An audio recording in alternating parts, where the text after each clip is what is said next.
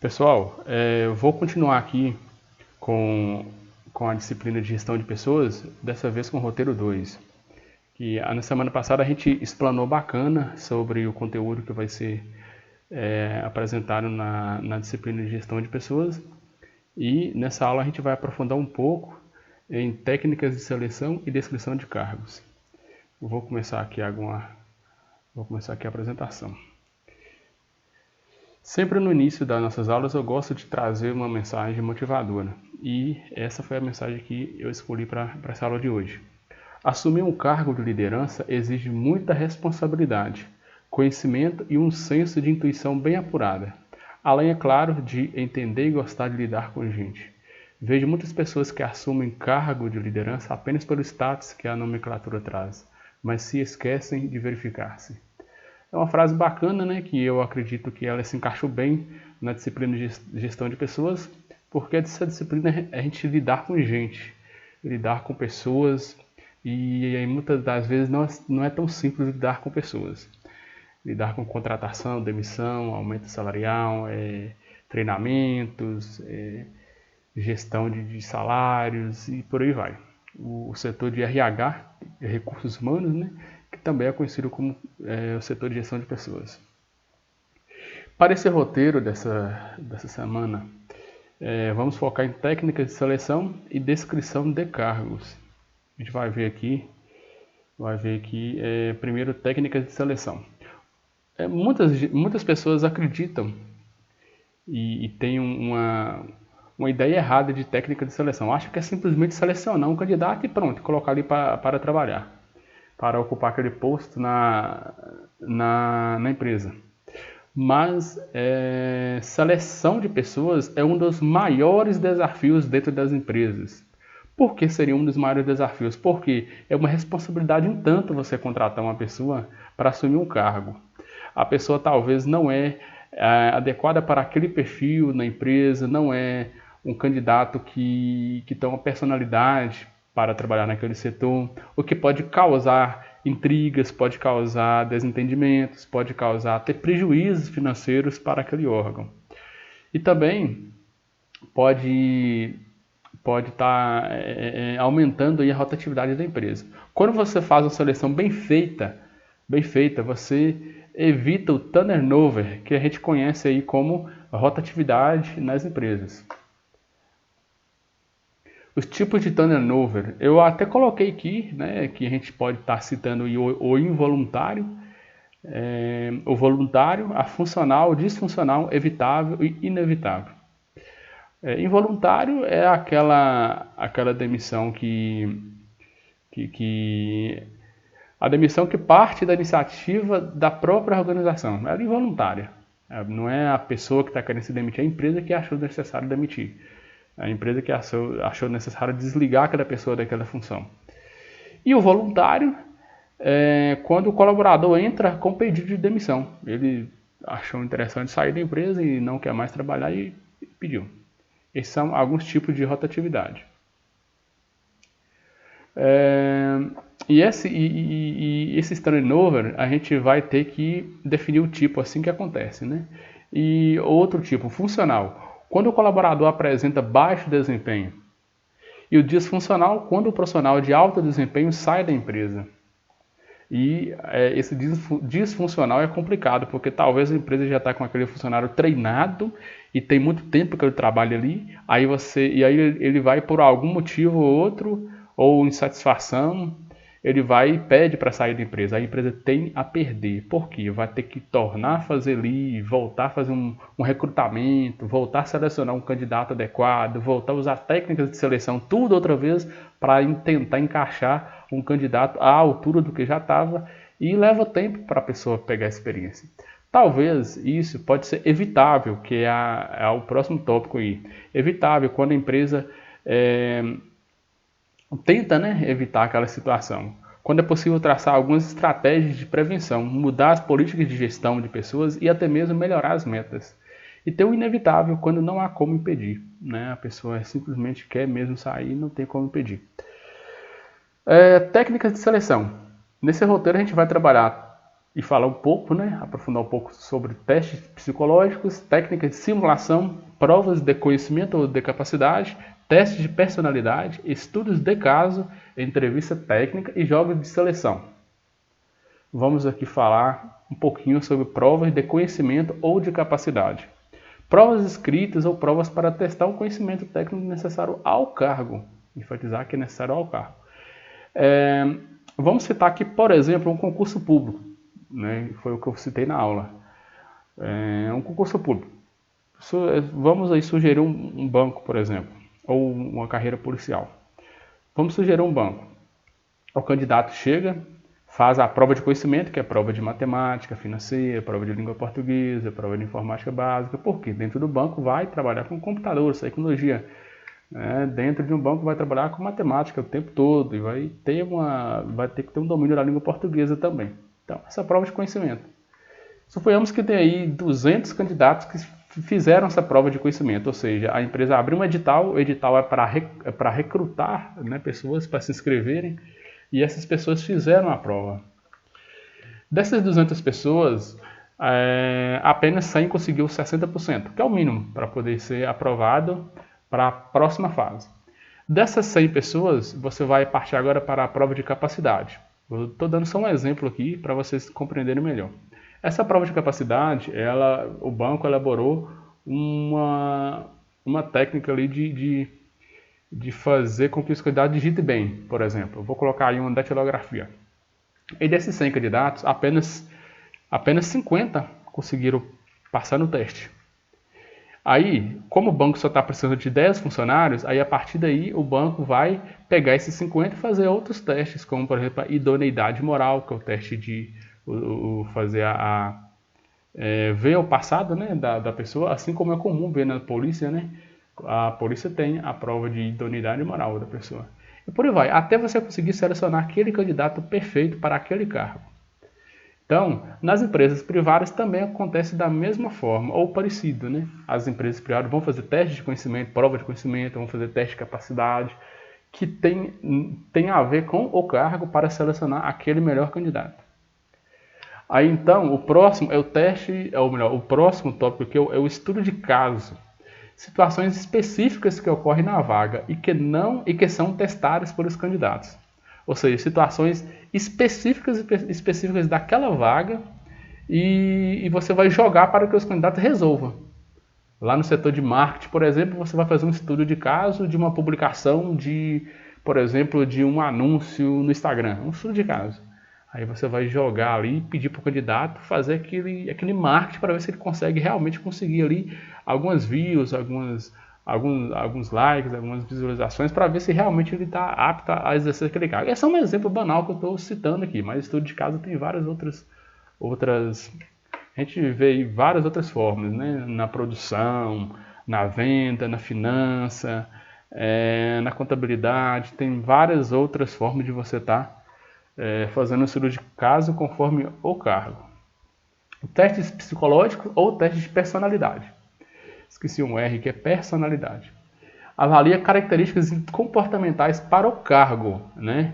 Então você vai ter que analisar características daquele candidato conforme aquele cargo que ele está pleiteando. O candidato ele é agitado, ele é tímido, né? Você vai analisar o comportamento e ver se realmente ele encaixa naquilo ali. Não tem muito o que falar não, é isso mesmo, né? Ver se ele encaixa ali naquele cargo pleiteado. Agora vamos ver a técnica de simulação. Situações hipotéticas ou situações problemas são simuladas para que o candidato resolva. Eu até coloquei uma enfermeira e vamos falar um pouco, por exemplo, de um hospital. Você, estudante de administração de empresa, formou-se e um hospital grande resolveu te contratar para você ser o gerente do setor de gestão de pessoas. Aí o dono do hospital, o chefe, pediu para você contratar uma enfermeira. Aí você vai fazer o quê? Você vai contratar qualquer enfermeira? Não, você vai ter que contratar uma enfermeira adequada para o cargo. Você vai fazer um teste com elas. Selecionou, fez o recrutamento, buscou o pessoal, fez a seleção e aí você vai partir para a técnica de simulação. Eu coloquei aí uma fotinha que significa o quê? Que a enfermeira está fazendo uma simulação em um boneco. Aí se ela conseguir fazer conseguir te dar uma resposta, não, aqui precisa de tal medicamento, foi um problema assim, assim, assado. a gente deve seguir essas orientações, a gente deve seguir esse padrão para poder atender um paciente. Aí sim, você vai analisar e ver se realmente aquele perfil dela é um perfil seguro, um perfil firme para assumir um cargo de enfermeira naquele hospital. Bacana? Vamos dar continuidade. A entrevista técnica, que é o mais comum, que a gente mais vê aí nas empresas, o entrevistador fará todas as perguntas necessárias para saber se o candidato é apto à vaga. Assim como no vídeo passado, na aula passada, eu citei que não é qualquer entrevistador, tem que ser um entrevistador treinado para aquilo, e também não é qualquer entrevista, tem que ser uma entrevista elaborada para aquela situação hipotética, ou melhor, para aquela situação. Tem que ser uma entrevista encaixada certinho nos moldes, padronizado para aquele cargo. E na entrevista técnica você vai ver se aquele candidato tem um perfil ideal, tem o perfil bacana para assumir. Vamos dar continuidade?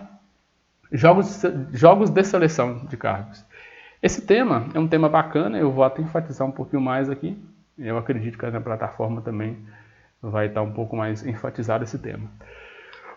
Jogos de seleção, essa técnica, né?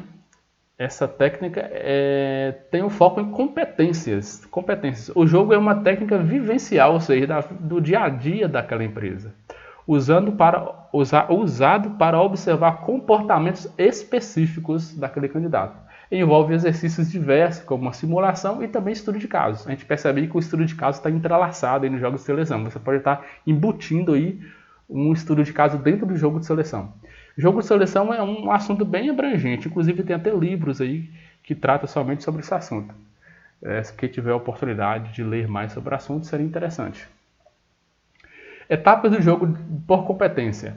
Ter como base a atividade desempenhada pelo cargo, tem que ser naquela situação do cargo, focar no comportamento do candidato. Vocês precisam focar no comportamento do candidato, certo? E permitir que todos os candidatos tenham oportunidades iguais. O que seria isso?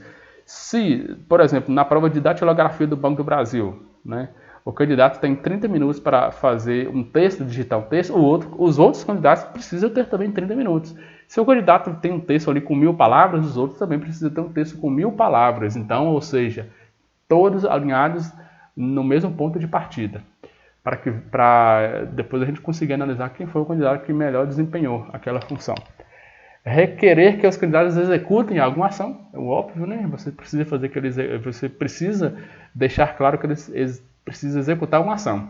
Possuir objetivos e critérios específicos, ou seja, antes de aplicar a técnica de jogo de seleção, você precisa já ter aqueles objetivos específicos, você já precisa ter desenhado o que você quer que o candidato, o melhor candidato. Vamos aqui um exemplo bem banal que eu coloquei aqui. Buscar no dia a dia do cargo atividades para simular o jogo. Incluir dificuldades ou atividades paralelas. Eu coloquei um vendedor aí e vou falar um pouco sobre isso. Você vai selecionar um vendedor e vai aplicar uma técnica de jogo de seleção, de gestão de pessoas. Além de você colocar no jogo as técnicas de venda, as técnicas de conseguir agradar um cliente, conseguir conquistar cliente, você vai colocar ali também atividades paralelas, como por exemplo, além da venda, simular a negociação de contrato, por exemplo. Todo vendedor precisa entender um pouco de contrato. E vou além de mais, você pode estar aí colocando, alguma coisa relacionada à licitação, para você treinar aí, ou melhor, treinar não, você selecionar aquele candidato que entenda um pouco sobre licitação. Por quê? Os vendedores geralmente entendem um pouco de licitação, porque uma hora ou outra empresa pode fornecer serviço para a administração pública, e a administração pública só contrata através de licitação, ou pregão, ou dispensa, alguma coisa do tipo. Então você precisa que o candidato entenda de licitação, entenda de preços, né, de mercadorias para a licitação. Ou então de contrato, né? Seria legal estar colocando junto aí. Vamos dar. E também outra de direitos trabalhistas, por exemplo, né? Direito de trabalho, é interessante saber. Etapas de um jogo. Preparar o jogo, né? Você vai ter que preparar o local, a data, o horário, o material, aí depois convocar aqueles participantes. Conduzir o jogo, você vai ter que ter abertura, atividades, fechamento e principalmente análise dos dados. Analisar no final os dados para você ter de posse aí todas as informações do melhor candidato. E técnica de observação, a gente vai falar aí, ó, anotar tudo, relacionar o comportamento às competências para o cargo, identificar o que está por trás do comportamento aparente, né, se aquele comportamento realmente é do mesmo candidato e tudo mais. Eu citei aí, né, inclusive a gente até falou na turma aí, a gente pediu aí para os alunos comentarem mais sobre os pontos fracos. Aí, ó, medo de falar em público seria um ponto fraco. Como que você vai contratar uma pessoa para trabalhar na recepção se ele não consegue falar em público? Né? Como que você vai contratar um funcionário para trabalhar no setor de gestão de pessoas se ele não consegue lidar com pessoas? Né? Tem uma memória ruim. Como que eu vou contratar uma pessoa para trabalhar no setor de finanças se ele não consegue ter uma memória boa, um raciocínio lógico bacana? Dificuldade de delegar tarefas. Eu não posso contratar um supervisor se ele não consegue delegar tarefas. Timidez, impaciência. Como que eu vou contratar uma pessoa no setor de produção se ele não tem paciência de fazer uma montagem? Organizado demais, aquela questão do toque, né? Pode ser que atrapalhe o serviço. E desorganizado também. Desorganizado demais também. Você vai ali no escritório e a pessoa não sabe nem onde é que colocou os documentos, some documentos, né? Dificuldade de lidar com o inesperado, né? O vendedor ali não consegue lidar com o inesperado. As vendas estão ruim, não está no período sazonal, está no período de baixa e tal. Aí a pessoa vai e desespera, né? Não consegue lidar. E ser agitado eu também coloquei como um dos pontos fracos. E uma lista aí de exemplos de qualidade: criatividade, flexibilidade, uma pessoa proativa, né? Não precisa estar mandando, ela já está fazendo, observadora, entusiasta, paciente, sincera, espírito de equipe, que eu acredito que é um dos pontos mais importantes, você não ser egoísta na empresa, ter um espírito de equipe organizado e disciplinado. Agora a gente vai entrar um pouquinho no assunto de descrição de cargos, que é um assunto bem tranquilo, que seria documentar as posições ocupadas e atribuições de cada funcionário. Esse desenho aí diz tudo, né? A posição ocupada, se ele é supervisor, se ele é executivo, se ele trabalha no setor de produção, e depois você vai atribuir as funções de cada funcionário. É tanto que a descrição de cargo tem uma ligação muito forte com a seleção de pessoas. Porque você descreve um cargo, você coloca todas as atribuições do funcionário para depois você tentar caçar, procurar, recrutar, selecionar aquela pessoa que encaixa no perfil que você descreveu o cargo. Descrição de cargos inclui experiência profissional, você pode pedir competências, aquele cargo precisa de uma formação acadêmica, uma pós-graduação, uma posição no organograma, entre outros detalhes. Eu até citei no dia da aula que, por exemplo, você vai estar no setor jurídico, você precisa de um advogado, né? E você vai colocar lá qual que é a competência que você está precisando. Eu quero um advogado que tenha experiência no setor trabalhista, porque vai tratar muitos assuntos trabalhistas. Eu quero um advogado que tenha formação, pelo menos em pós-graduação em direito do trabalho, e por aí vai. A descrição de cargos visa facilitar a integração dos colaboradores ao cargo e a cultura organizacional. Uma descrição de cargos deve ser realizada de forma consistente e traduzir pormenorizadamente exigências envolvidas, pré-requisitos, atribuições e todos os fatores envolvidos. Por isso, é necessária uma boa coleta de informações a respeito dos cargos. Dito isso, a gente tem 3 métodos utilizados na primeira fase da descrição de cargos, que seria método de questionário, método de entrevista e método de observação. E aí, no final da aula, a gente já comentou um pouco do desafio. O desafio ele é dividido em 2 partes. O primeiro desafio está relacionado à seleção, à técnica de seleção, e o segundo desafio relacionado à descrição de cargos. Nesse primeiro desafio, a gente está querendo de vocês que vocês explorem mais o assunto, que vocês pesquisem mais o assunto. Porque uma aula que a gente dá é uma aula mais superficial, eu quero que vocês aprofundem no assunto. Após os alunos finalizarem as suas falas, peça para que se organizem em grupos, conceitue e apresente exemplos de teste psicológico, técnicas de simulação. A gente quer exemplo, conceituar e exemplificar, provas de conhecimento de capacidade, testes de personalidade, estudos de caso, entrevista técnica e jogos de seleção de cargos. Depois, o desafio 2, na fase de descrição de cargos e salários, realiza-se levantamentos para a captura de todas as informações possíveis sobre as estruturas de cada departamento da empresa, a identificação dos principais tipos de cargos, as atividades desempenhadas pelos colaboradores, a quantidade de cargos existentes, a estrutura organizacional e salários pagos para os funcionários. O que a gente vai querer que vocês façam nesse desafio 2? Qual que é a problematização que vocês vão ter que realizar, a ser aplicada? A primeira atitude, a primeira ação suas, peça para que o aluno visite uma empresa, vocês vão visitar uma empresa e construir um organograma organizacional. A partir da visita em loco, ou seja, visita no local, peça para que o aluno escolha um representante de cada setor. Terceira ação, após a escolha dos funcionários, convidá-los para fazer uma filmagem de no máximo 1 minuto, apresentando qual a sua importância diante do cargo. Na filmagem, o funcionário deverá informar nome, cargo e sua importância para a empresa. Ou seja, você vai pedir ao funcionário licença, educadamente, e pedir se ele pode fazer uma filmagem de no máximo 1 minuto, informando o nome, o cargo e sua importância. Por exemplo, você vai pedir José da Silva, que trabalha no setor de finanças. José da Silva, o senhor pode fazer uma filmagem com a gente de 1 minuto no máximo, só para o senhor falar para a gente qual a importância do seu cargo para a sua empresa, para a empresa de vocês, a empresa que você trabalha. E se ele falar sim, ele vai falar assim, bom dia ou boa tarde, ou bom dia, boa tarde, meu nome é José da Silva, meu cargo é contador, e a minha importância para a minha empresa porque o cargo de contador, sem a contabilidade, a empresa não funciona, por causa das questões fiscais e a contabilidade em geral. Certo, por final. Aí você vai no outro setor e visita outra pessoa e pergunta também se ela pode e tudo mais. No final, quem puder fazer uma edição do vídeo, colocar todas as filmagens em um único vídeo, por exemplo, se você consultou 3 pessoas a 1 minuto cada vídeo, vocês vão colocar aí um vídeo de 3 minutos, vocês vão juntar o vídeo, tem aí programas de edição que façam isso. Vocês vão juntar o vídeo, é uma sugestão minha, vocês vão juntar o vídeo. E no final do vídeo, vocês vão colocar, montar aí no final do vídeo o organograma da empresa que você visitou. Você pode colocar identificação, organograma, missão do cargo, atividade do cargo, experiência, formação acadêmica, competência e treinamentos. É isso que a gente quer que vocês façam. Aí o vídeo de cada grupo vai sair aí por volta de uns 5 minutos por aí. Por quê? Dentro do vídeo você vai ter 3, 4, 5 entrevistas, vai depender do tamanho da empresa.